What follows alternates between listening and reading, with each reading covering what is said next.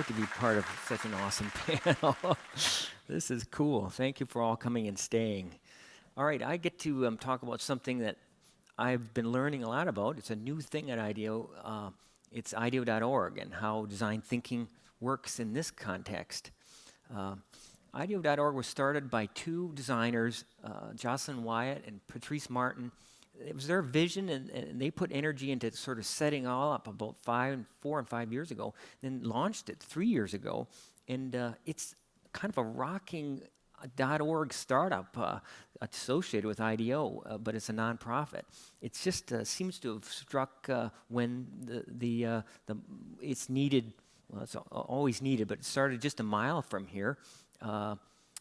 Now, even this picture taken in August is obsolete. There's almost 25 people in this group.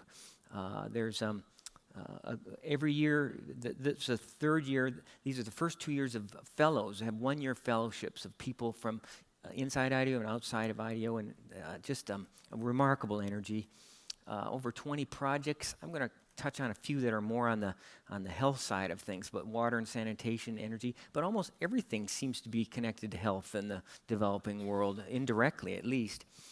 And it's just allowed this process to work with a whole bunch of partners and organizations and NGOs that we haven't really worked for before because they don't work for profit companies. So it's been a marvelous experience. I'll just do a little remedial on how we think design thinking is. Although it's cool to be at this conference, because I think it's kind of like preaching to the choir, because this is as human-centered a conference as there is, I believe. So anyway, this balancing act, innovation is this balancing act of people factors, business factors, technical factors, all equal, except that the human factors is actually slightly more equal. And so starting with that as a basis, starting with that's design thinking. Trying to get at what people need at an emotional, physical, cognitive level. This process is, there's a lot of diagrams for this, but basically there's an inspiration phase, an ideation phase, and an implementation phase, and those who are at the workshop know that each of these is about an hour long for a workshop, but they can be months long for big, complex problems. But it all kind of ties together, so I'm going to touch on a few of these things. But these kind of projects, and I've seen a ton of them here, these last couple of examples are great, but how might we? What if? What is the future of? How might we eradicate child mortality in the Congo? How might we design scalable water and hygiene businesses? How might we use technology to help farmers learn?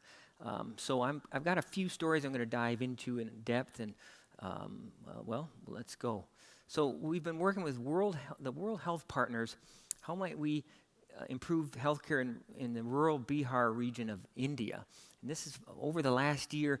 Bihar is a state in India, one of the medium or smaller sized states that's up near Nepal and Bangladesh. It's largely a rural state, but there's 110 million people that live in this medium or modest sized state. And half of those people, over 50 million people, live on less than 50 cents a day. So there's a ton of small and medium-sized, tens of thousands of small and medium-sized villages. So the primary delivery of health are by these rural health practitioners that are affectionately and respectfully called quacks. Yes, I had to keep checking that data, but that's what they are, and they call themselves that. They have quite a varied amount of training and experience, from very little to quite a bit. And so the World Health Partners, we're helping them try to organize this giant group of the healthcare professionals, if you will. Many of them have little clinics that they set up. They've learned from their parents, or they've apprenticed to others. They're, like I say, well respected, and people line up to have them help them.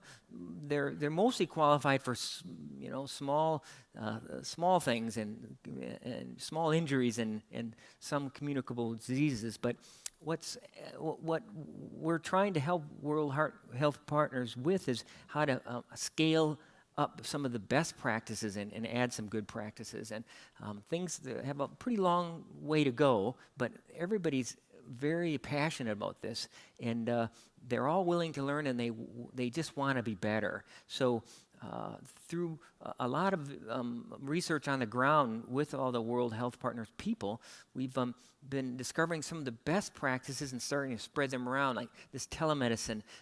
They're branding Sky Health, so that these, if you one of these practitioners can enroll in it, they can tune into doctors in the larger health centers like Delhi, and they have, you can see on the walls, there's all these kind of recipes to help them do exams and help them get to the level where they can bring information to these online docs. We're trying to help everybody have small little exam rooms that have some consistency and some capability. We're helping them with record keeping and bookkeeping. There's a little network starting up where their little motorcycles move samples from the rural areas to little labs in the larger cities.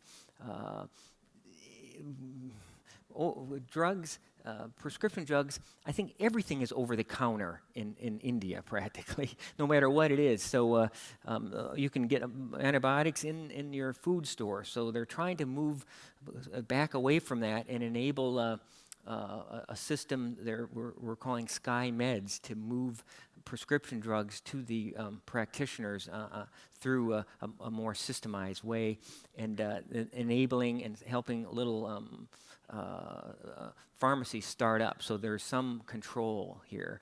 And so this the goal is to enroll something like 2,500 of these practitioners over the next 2 years, and it looks like it's off to a small but good start. So that's a good story. Water and health. How might we develop new opportunities that are linked together to deliver clean water, better hygiene, and nutrition in Kenya? So projects like these are often done in kind of silos. So the idea here was looking to see if we could combine these sort of things all in some sort of a service. And so some major facts, 61%, only 61% of the population has access to clean water. Diarrhea is one of the top 10 diseases for mortality, and a very large percentage of preschool children are very vitamin deficient. So this is an idea with some NGOs on the ground to try to start little businesses, services to deliver water and some of these products that would help have a cleaner environment and vitamins. So a lot of trying to understand what needs are, and these kind of main findings came out of all this research. A strong woman-friendly brand coupled with a high-touch subscription service for clean water, hygiene, and nutrition products. So that's what's being prototyped and tested now. Right now there's about 350 people in a first pilot, 350 families in a first pilot. Some get water delivered, and some walk in, and all the products kind of come along with it as needed basis. There's 2 little pop-up stores, and it looks like it's off to a good start. Almost all the things I can talk about are just in process, since the whole venture is so new, but looks promising. And then there's one update. I've stood on this stage the last 2 years and talked about this one project. This is the Unilever and Water Solutions for Urban Poor effort. How might we develop new opportunities for urban sanitation in Kumasi, Ghana? Now, that's a Western country in Africa. Most big cities in this area have terrible sanitation. Almost less than 1% have toilets that flush inside homes. So the big effort was at first to design a very simple, low-cost, bulletproof kind of toilet, camping toilet, like. And the design was good, but the first experiments were bad because people would take the tanks and just walk them outside the door and dump them outside. There wasn't any improvement. So the next experiment was to build a little business to go around and pick up waste and move it through the waste stream to energy and fertilizers. And that kind of caught hold. So a year ago, they successfully completed a 100 family pilot. And then this year, they've completed a 1,000 family pilot, and they're planning on a 10,000 family pilot for the 2014. So this is one of the first things to really start to scale, and it's quite exciting to see. So again, it's all this. There's a branded service now. It employs over 25 people to make this happen. Almost all people from Kenya, and it seems to have starting to hit a stride, and other parts of Africa are calling up and trying to understand maybe what they can get. So then the last little story is this Global Alliance for Clean Cookstoves. How might we increase the demand for and use for cleaner cookstoves in Tanzania? The facts are just staggering. Almost 3 billion people in the world eat day to day off of these small cook stoves that are primarily fueled by wood and charcoal and this, not only are we deforesting all our developing nations, but over 4 million women a year die because of respiratory diseases and other related diseases because of smoke inhalation. It's staggering. I had no concept. So how can we change this? And so this is working with a number of NGOs on the ground, again, trying to understand what happens. It's almost 100% women who are cooking, so they're exposed. So what's the whole ecosystem that this works in, and what are the aspirations? So again, it's the women and the young girls in the family that are primary cookers. The fuel and rent and food are almost the same amount, so they're trading off if it's a light month. So it's a tough situation to be in, and the things that are marketed are very poor, very inefficient, very low cost, and they contribute to the problem. Things that they aspire to buy are stereos and lights powered by solar LED lights. And so some of the thought is how to actually piggyback off that and move. Here's the landscape: wood, then charcoal, then kerosene, then gas and electricity.